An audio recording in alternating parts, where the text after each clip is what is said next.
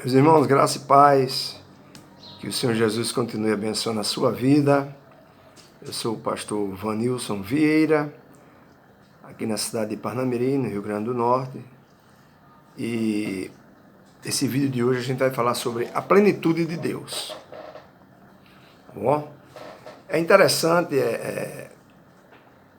a gente frisar que plenitude significa aquilo que é completo, inteiro, né? Que todos os espaços estão preenchidos totalmente. Então Deus é aquele que é completo, inteiro e preenche tudo, certo? Então a gente quer contar um exemplo, né, fazer uma ilustração de um garoto que tinha uma coleção maravilhosa de bolas de gude. E bolinhas muito coloridas, né? E dentre todas essas bolinhas havia uma bolinha azul que era a sua bolinha predileta. Bom, ele tirou a bolinha azul dessa coleção que ele tinha, guardou, escondeu. Aí ele disse para um coleguinha: eu lhe dou todas as minhas bolinhas se você me der todo o seu chocolate. Bom, o outro garoto disse: está feito. Quando fizeram a troca, ele pergunta para o garoto do chocolate: mas você me deu todo o chocolate mesmo? Por que será que ele tinha dúvida de ter recebido todo o chocolate na troca com as bolinhas? Bom, os psicanalistas dizem que isso é uma projeção da mente do indivíduo. Ou seja, um mecanismo, um artifício, um dispositivo pelo qual o ser humano atribui a outra pessoa seus próprios sentimentos e motivações. Pelo fato de ele não ter entregado tudo, porque ele tinha escondido a bolinha azul e deu na troca apenas as demais bolinhas, ele suspeitou que poderia também não ter recebido todo o chocolate. Esse talvez seja o problema principal na vida espiritual de um grande número de crentes. Eles têm sempre a sensação de que está lhes faltando alguma coisa. Eles correm de uma conferência para outra, e então ficam correndo daqui para ali, daqui para acolá, e de uma igreja para outra, de um pregador para outro, sempre atrás da bênção que sentem estar lhes faltando. Mas na realidade o problema está com eles mesmos. É que estão segurando alguma coisa. Pensam que entregaram tudo ao Senhor, mas aquela bolinha azul dele está com ele. Estão segurando fortemente essa bolinha azul e acham que entregaram tudo para o Senhor.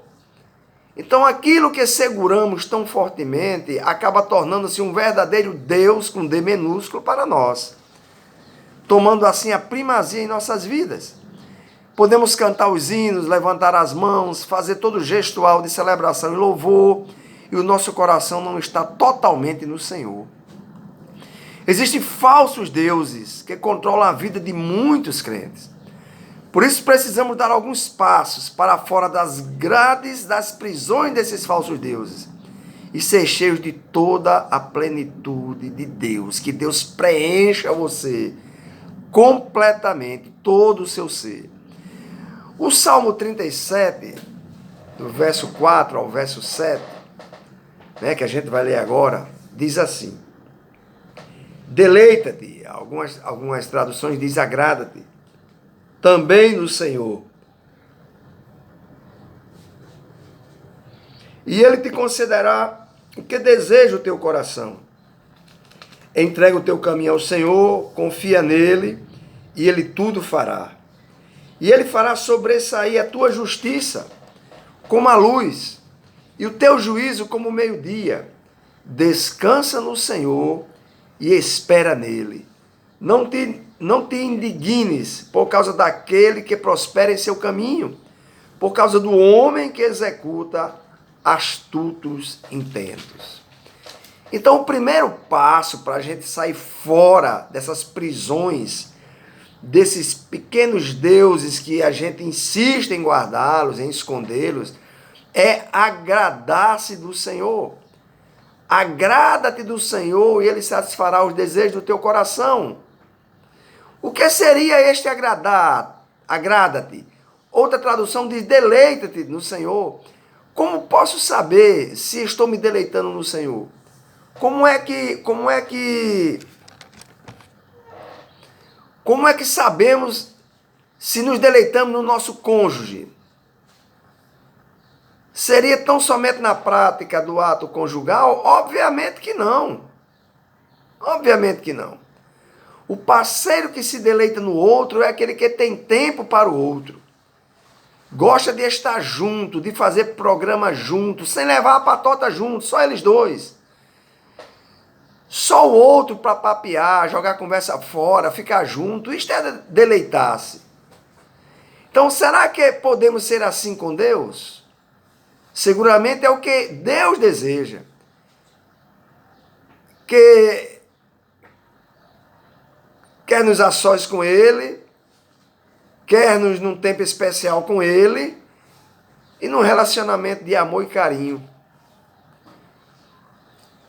Devemos verificar se Deus de fato é o amado da nossa alma. Verifique se Ele está mesmo no primeiro plano de sua vida. Quando Ele realmente é o primeiro, quando nos deleitamos de fato nele, quando Ele é o nosso manancial, promete satisfazer a desejos legítimos do nosso coração. É geralmente aqui, né, que os problemas surgem, sem que nos demos conta, pois os falsos deuses insinuam-se em nossas vidas através de desejos legítimos. Uma jovem, certa vez, procurou o pastor para um aconselhamento. Ela estava preocupada com a sexualidade de sua irmã adolescente. Ela disse ao pastor que a irmã dela tinha um problema. Qual é o problema? Até hoje nunca namorou ninguém. Essa é a preocupação dela com a sua irmã. Agrada-te do Senhor e Ele satisfará aos desejos do teu coração. Um desejo legítimo namorar? Sim. Mas às vezes é tão legítimo aos olhos de alguém que isso se torna o seu principal objetivo. E isso acaba tomando o lugar de Deus e escraviza-nos. Porque os deuses se insinuam em nossas vidas através de desejos legítimos. Eu tenho direito, eu tenho direito.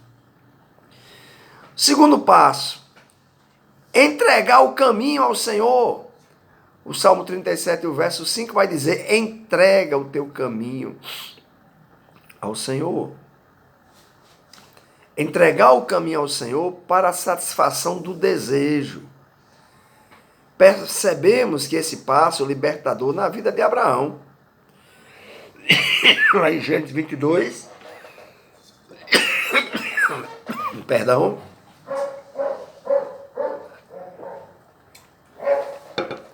do 1 ao 18. Deus põe Abraão à prova. Toma o teu filho, teu único filho, Isaque, a quem amas, e vai-te à terra de Moriá e oferece-o ali em holocausto. Por que Deus exigiu de Abraão a vida de Isaque?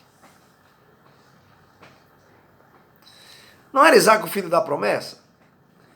Não seria através dele que Deus constituiria uma grande nação, Israel? Deus não iria mais tarde destruir os cananitas por praticarem o sacrifício de vítimas humanas? Como é que agora Deus pede que Abraão sacrifique seu filho? Como entender, então, Deus pedindo a Abraão que sacrificasse esse filho tão aguardado? O filho da promessa. Vamos ver a maneira milagrosa da concepção de Isaque, que está lá em Gênesis 15, do 1 ao 6. E teu galardão será sobremodo grande. Que me haverás de dar se continuo sem filhos? A mim não me concedeste descendência. E um servo nascido na minha casa será o meu herdeiro. Disse o Senhor respondendo a Abraão: não será esse o teu herdeiro, mas aquele que será gerado de ti. Olha para os céus e conta as estrelas. Será assim a tua posteridade. a tua descendência. Ele creu no Senhor e isso lhe foi imputado para a justiça. Diante dessa promessa, Sara entendeu que se ela não podia dar filhos a Abraão, eles poderiam tê-los através de sua serva Agar, Gênesis 16, de 1 ao 16. Com 86 anos de idade, Abraão coabitou com Agar, deitou-se com ela e gerou a Ismael. Aos 99 anos de idade, 13 anos depois, o Senhor novamente apareceu a Abraão e tornou a prometer-lhe uma numerosa descendência. Oxalá vive Ismael diante de ti, disse Abraão, mas o Senhor respondeu, de fato, Sara tua mulher te dará um filho e lhe chamarás Isaque. A um homem de 100 anos há de nascer um filho. Dará à luz Sara com seus 90 anos. Nova aparição do Senhor. Daqui a um ano, neste mesmo tempo, voltarei a ti e Sara terá um filho. Deus havia ordenado que o nome da criança fosse Isaque, que significa riso. Provavelmente para que nunca se esquecesse do absurdo de sua incredulidade. E como disse Sara, Deus me deu motivo de riso. Ela achou engraçada essa promessa. E todo aquele que ouvir isso vai rir-se juntamente comigo. Porque Deus demorou tanto em lhes dar Isaque. Mais de 14 anos se passaram do dia que Deus fez essa promessa. Para poder Isaque se tornar realidade. Pela fé, a própria Sara recebeu poder para ser mãe. Pois teve por fiel aquele que lhe havia feito a promessa. Por isso também, aliás, já amortecido, Abraão já não tinha mais tesão, Abraão já não como se diz no ditado popular, já não levantava mais. Sai uma posteridade tão numerosa como as estrelas do céu. Isso aqui é um pleonasmo da Bíblia, né? Tão numeroso como as estrelas do céu. Hebreus 11, 11 e 12. Sara não podia gerar desde a primeira vez que o Senhor lhe prometera um filho. E eles resolveram ajudar a Deus, tendo um filho através de Agar. Mas Ismael não era o filho da promessa. Abraão ainda podia gerar, como de fato gerou a Ismael. Deus estava esperando que Abraão também não pudesse gerar, já sexualmente amortecido, para então operar neles uma obra da graça. Isaque era o filho da capacitação de Deus e não da deles mesmos. Era Deus que tinha que voltar a capacitar Isaque a ter uma ereção e Sara a ter o ventre fértil. Como entender isso? Depois de tudo isso, a ordem de Deus para matar seu filho. Toma teu filho, teu único filho, a quem amas, vai-te à terra de Moriá e oferece-o ali em holocausto, sobre um dos montes que eu te mostrarei. Certamente os olhos de Abraão foram abertos com esse pedido. E ele percebeu que seu relacionamento com Deus se havia tornado estéril. Ele descobriu que Isaque havia se tornado o seu Deus e por isso se apressou em direção ao Monte Moriá. Esta é a razão de Deus pedir-lhe o filho no altar. Isaque havia se tornado o Deus de Abraão. A vida de Abraão passou a girar em torno de Isaque. Ele não se apercebeu do seu distanciamento de Deus. Quando estamos na mesma situação, uma sequidão interior começa a incomodar-nos. Podemos ir a cultos de avivamento, grandes conferências, ouvir grandes pregadores, mas voltamos para casa sentindo um vazio na alma. Abraão procurava divertir-se com Isaque e encontrava no filho grande deleite, mas percebia que a sua vida espiritual não era mais a mesma com Deus. Quantos de nós temos colocado trabalho, mulher, filho, casa, carro, ganhar dinheiro para ostentação, nos tornarmos o maior pregador da internet, nos tornarmos o maior pregador da nossa cidade, do nosso estado, o maior pregador da nossa igreja, o maior pregador do contexto em que estamos envolvidos e nos esquecemos que Deus, essa comunhão com Deus, ela é que importa. Que tudo isso que eu acabei de relatar está tomando esse lugar. Isso aqui é uma nota de rodapé para você. Muitos acompanham novela e a novela ele se torna escravo daquela novela. Eu tenho o direito de assistir. Eu tenho o direito de ter um carro do ano, eu tenho o direito de ter o meu pós-graduação, se tornar um PhD, doutorado e etc. E por aí vai. Eu tenho direito, você tem direito, mas cuidado para não perder nessa busca que lhe consome por conquistar, esquecesse desse relacionamento com Deus. Tá certo? Esquecesse desse relacionamento com Deus. É um perigo isso. Isso é um perigo. Então, quantos cristãos estão vivendo assim na mediocridade, sem se aperceberem que algo sutil lhes roubou Deus e tirou-os do manancial de águas vivas? Porque dos males cometeu o meu povo, a mim me deixaram o manancial de águas vivas e cavaram cisternas rotas, que não retêm águas, Jeremias 2:13. Cisternas rotas são fontes falsas da vida. Nosso coração enganoso começa a procurar significado em outras fontes que não é Deus. Começamos a procurar significado para fora de Deus e abandonamos o manancial de águas vivas. Alguns cavam a cisterna rota da realização profissional. Outros a cisterna rota do casamento. Quantos jovens que estão prestes a se casar e pensam assim, eu vou me casar para ser feliz. A sua felicidade é Deus. Ele deve ser a plenitude da sua felicidade. Deus está requerendo no altar esse Deus com D minúsculo. Essa cisterna rota. Que nos contenta por pouco ou por algum tempo e logo, logo, tudo perde o significado e passamos a correr atrás de outras cisternas. Inclusive o casamento, às vezes passa a lua de mel e você fica procurando significado em tudo aquilo. Não estou pregando contra casamento, pelo amor de Deus. Assim como sem questionar, Abraão subiu ao Monte Moriá e de fato matou Isaque. Não chegou a cravar a faca.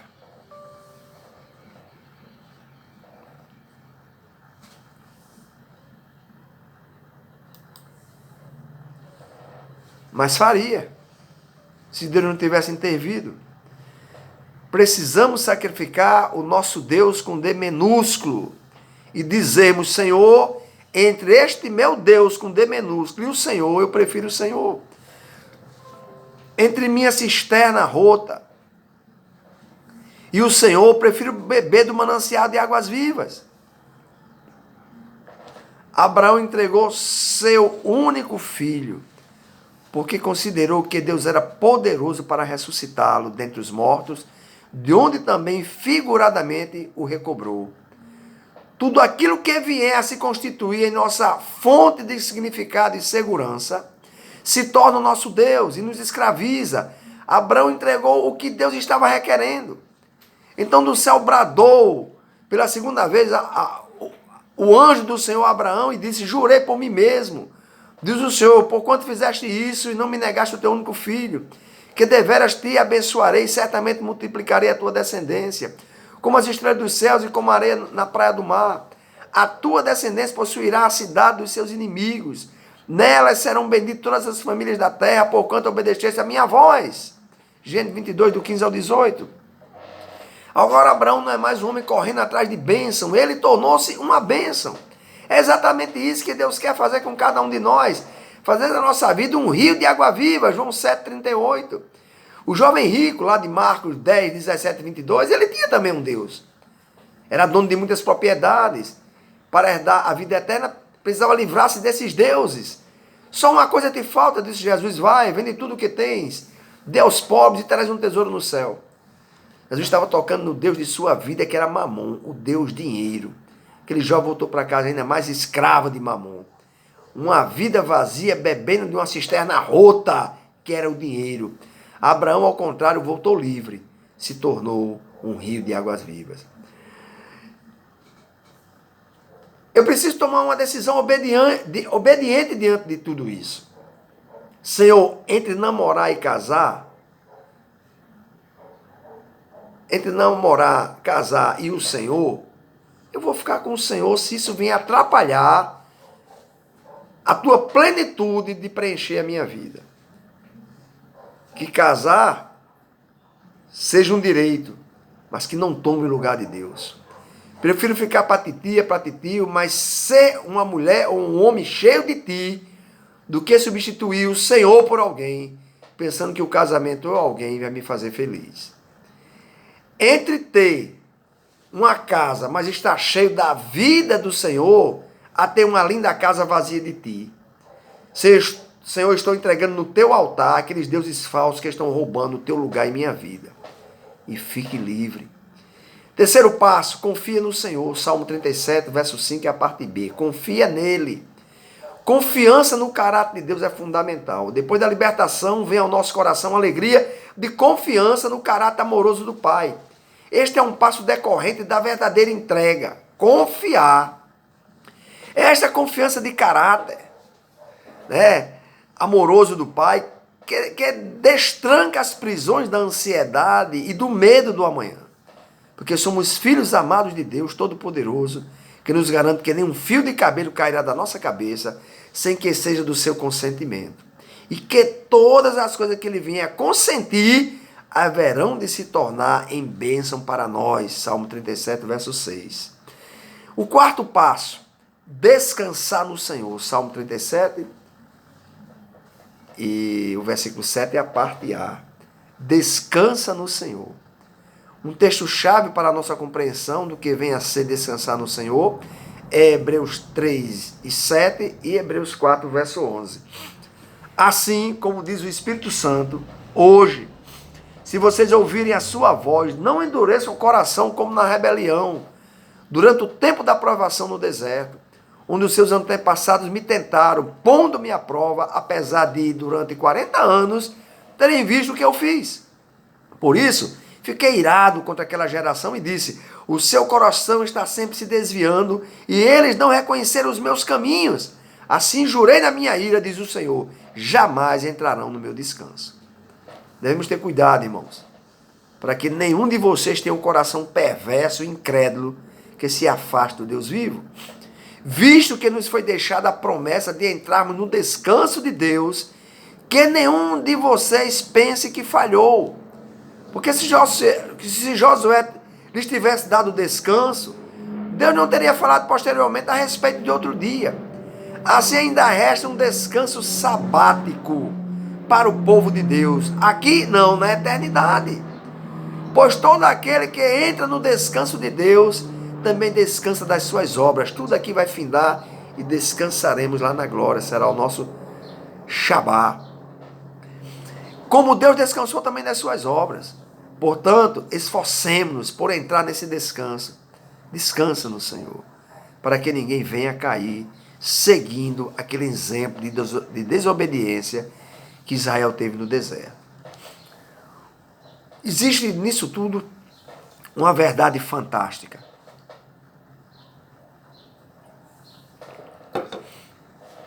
O autor de Hebreus, ele utiliza a história de Israel para nos mostrar que Canaã não é uma figura do céu no futuro. A terra de Canaã. O argumento de Hebreus é que a incredulidade foi o fator que impediu toda uma geração de entrar no descanso de Deus. Fatos gloriosos da libertação, né, de 430 anos de cativeiro, não foi Moisés que preparou os exércitos de Israel. Foi Deus com mão poderosa que os tirou do Egito. Eles apenas andaram em direção ao Mar Vermelho, que também lhes foi aberto miraculosamente. Mesmo assim, ao chegar em Cades Barneia, uma cidade, defronte da terra de Canaã, provocaram o Senhor e foram impedidos de entrar no descanso de Canaã. Canaã deveria ser uma terra de descanso, mas não foi. Por que não entraram no descanso? O que aconteceu de tão sério? Moisés escolheu 12 homens e enviou como espiões para observar a terra prometida. Ficaram lá 40 dias observando tudo e voltaram com o seguinte relatório. A terra é muito boa, nós vimos ali gigantes e éramos aos nossos próprios olhos como gafanhotos diante deles. E assim também não podemos. Número 13, 32 e 33. Apenas Josué e Caleb se mantiveram firmes na confiança de que o Senhor lhes daria a posse da terra. É terra muitíssimo boa. Se o Senhor se agradar de nós, então nos fará entrar nessa terra e nula dará, porquanto como pão os podemos devorar. Retirou-se deles o seu amparo, o Senhor é conosco, não tem mais. Número 14, 6 e 9. O que Josué e Caleb estavam dizendo, em outras palavras, era o seguinte: porventura fomos nós que saímos do Egito? Não, não fomos nós que saímos, mas Deus que nos tirou com mão poderosa. Assim também se fará aqui. O mesmo princípio que operou para a nossa saída do Egito, operará para a nossa entrada em Canaã. Se foi Deus quem nos tirou, é também Deus quem nos colocará na terra. Mas o povo começou a gritar e lamentar e a murmurar contra Moisés e contra Arão e quiseram até mesmo apedrejar a Josué e Caleb. Levantemos um capitão e voltemos para o Egito. Números 14, do 2 ao 4. Foi a este dia que o autor de Hebreus se referiu como o dia da tentação no deserto ou o dia da provocação. Provocaram Deus com essas palavras. Somente 40 anos depois é que o povo, sob o comando de Josué, entrou e possuiu a terra de Canaã. É muito curioso verificar os sentimentos dos cananitas. Durante todo aquele tempo que Israel esteve peregrinando pelo deserto, e eles sabiam. Quando Josué envia 2 espias, e esses chegam à casa de Raabe, Raabe diz para eles: bem sei que o Senhor, Raabe tinha mais fé do que eles, bem sei que o Senhor vos deu essa terra, porque o Senhor vosso Deus é Deus em cima dos céus e embaixo da terra. Por quê? Porque ela ouvia falar do que Deus tinha feito com aquele povo, os milagres, os livramentos. Ela creu naquilo. E o próprio povo não cria. Josué 2, 9 ao 11.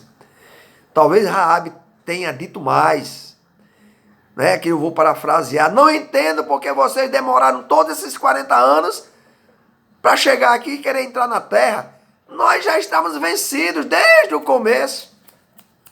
Não tínhamos como enfrentar vocês, não tínhamos como confrontar com vocês, porque o seu Deus é Deus em cima e Deus embaixo.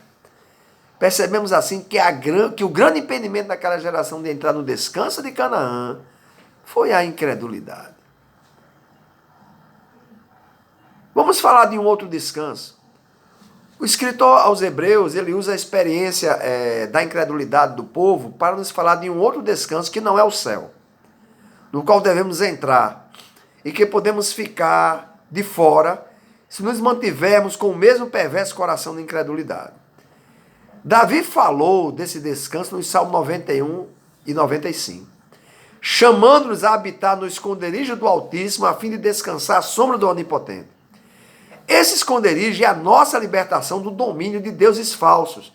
Numa entrega total por confiança no caráter amoroso do Pai, Deus, consciente de que se Deus é por nós, quem será contra nós? Habitando no esconderijo de Deus, nada pode nos atingir. Podemos ser mais do que vitoriosos nas tribulações, nas angústias, fome, perseguição, nudez, vida, morte, anjos, principados, etc. Porém, habitar no esconderijo do Altíssimo não nos isenta dos problemas, mas nos dá a vitória sobre eles. É nesse sentido que praga alguma chegará à nossa tenda. O tudo posso naquele que me fortalece, Filipenses 4,13, tem a ver com esse habitar no esconderijo, pois Jesus é o esconderijo do Altíssimo. Estando em Cristo, nada pode nos atingir. Ele é a plenitude.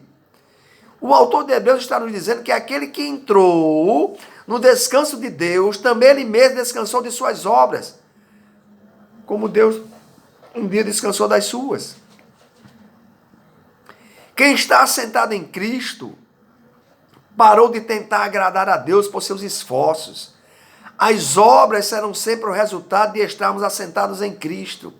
As boas obras serão decorrentes de estarmos ligados nele, e por isso sua vida se expressará através de nós. Devemos nos esforçar, porque estamos diante de um paradoxo. Esforçar-se para descansar. Esse contexto soa como uma ordem, né? Teimamos,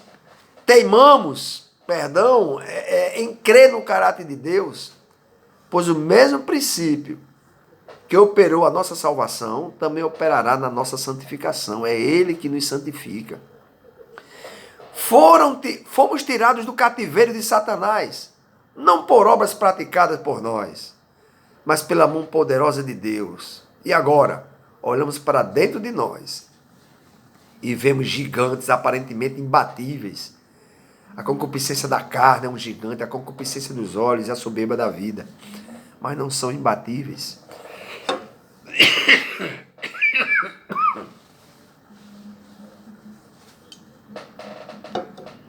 Perdão, desculpa. São semelhantes, esses gigantes dentro de nós, aos 3 filhos de Enaque, diante dos quais nos sentimos como gafanhotos. Desmaia-nos o coração, pois olhamos para nossas forças e ficamos totalmente desanimados, pois constatamos que em nós não há força e não sabemos o que fazer. Precisamos tão somente assentar e descansar de que Ele pelejará por nós. Era exatamente isso que Deus esperava do povo em Cádiz Barneia. Apenas 2 homens, Josué e Caleb, viram isto e entraram no descanso de Canaã. Deus está esperando que você também se assente e descanse nele. O 5º passo é esperar no Senhor. Salmo 37, verso 7 é a parte B. Talvez aqui resida a maior dificuldade, pois pode soar como uma total irresponsabilidade. É como se estivéssemos dizendo que daí para frente você vai ficar dormindo numa espreguiçadeira, balançando numa rede. No entanto, não é isso que vemos. Em Isaías 40, do verso 26 ao 31, diz assim: ergam os olhos e olhem para as alturas. Quem criou tudo isso? Aquele que põe em marcha cada estrela do seu exército celestial e a todas chama pelo nome. Tão grande é o seu poder e tão imensa a sua força que nenhuma delas deixa de comparecer. Porque você reclama, ó Jacó, e porque se queixa, ó Israel, o Senhor não se interessa pela minha situação. O meu Deus não considera a minha causa. Será que você não sabe? Nunca ouviu falar? O Senhor é o Deus eterno, responde Isaías. O Criador de toda a terra. Ele não se cansa nem fica exausto. Sua sabedoria é insondável. Ele fortalece o cansado e dá grande vigor ao que está sem forças. Até os jovens se cansam e ficam exaustos. E os moços tropeçam e caem. Mas aqueles que esperam no Senhor renovam suas forças, voam alto como águias, correm e não ficam exaustos, andam e não se cansam. Deus está falando comigo, está falando com você. Se eu sou o Criador, diz o Senhor, de tudo, e se tenho o controle de tudo, então por que vocês ficam ansiosos pensando que os seus problemas lhe passam desapercebidos? Eu não fico cansado de lidar com as mesmas coisas continuamente. Antes sou eu que dou força ao cansado, diz o Senhor para nós, e multiplica as forças ao que não tem vigor algum. Agora, se você ficar confiando na sua força juvenil, porque é jovem, porque é atleta, esta rapidamente se esgotará e você cairá de exaustão. Mas os que esperam em mim, diz o Senhor para nós, ou seja, os que dependem dele, os que dependem de mim, diz o Senhor, eu trabalho por eles, renovo continuamente as suas forças e por isso sobe acima das nuvens, nas boas obras que eu já preparei para eles e assim caminham sem exaustão, visto que estarão ligados a mim, totalmente dependentes de mim. Olhando ainda para a história de Israel, como ilustração, devemos prestar atenção que o entrar no descanso de Canaã não significou inércia, ficar parado, mas ação comandada pelo Senhor, pois tiveram que desapossar de lá os habitantes da terra, os cananitas. E assim foram conquistando aquilo que já era deles por promessa de Deus. Durante todo aquele tempo de lutas pela posse da terra, estavam no descanso esperando no Senhor. Percebemos assim que esse esperar no Senhor não promove inatividade. Não é para ficarmos parados, com a boca cheia de dentes escancarada, esperando a morte chegar. Lassidão, relaxamento, mas uma ação comandada pelo Senhor. Vou para a direita, vou para a esquerda, vou em frente, paro, respiro fundo, tudo comandado pelo Senhor. Precisamos distinguir entre ativismo, que o autor de Hebreus chama de obras mortas, e ação comandada, que é atividade sob o controle de Deus. Aí, pastores, dirijam as suas igrejas, esse rebanho que Deus confiou a vocês, pela direção do Senhor, não com ativismo, Culto todos os dias, manhã, tarde e noite, manhã, tarde, noite, manhã, tarde, noite, manhã, tarde e noite. Isso é ativismo. Isso é enchimento de linguiça. Tenha ações comandadas pelo Espírito. Vai fazer um congresso, vai fazer um evento, que o tema seja o Senhor que dê esse tema pela necessidade que a igreja está vivendo. Certo? Obras mortas. Toda obra que nasce do Pai nasce de nós mesmos. Consequentemente, que não nasce do Pai, perdão, é uma obra que nasce de nós mesmos, consequentemente é uma obra morta. Fazer por fazer. Fazer para mostrar serviço.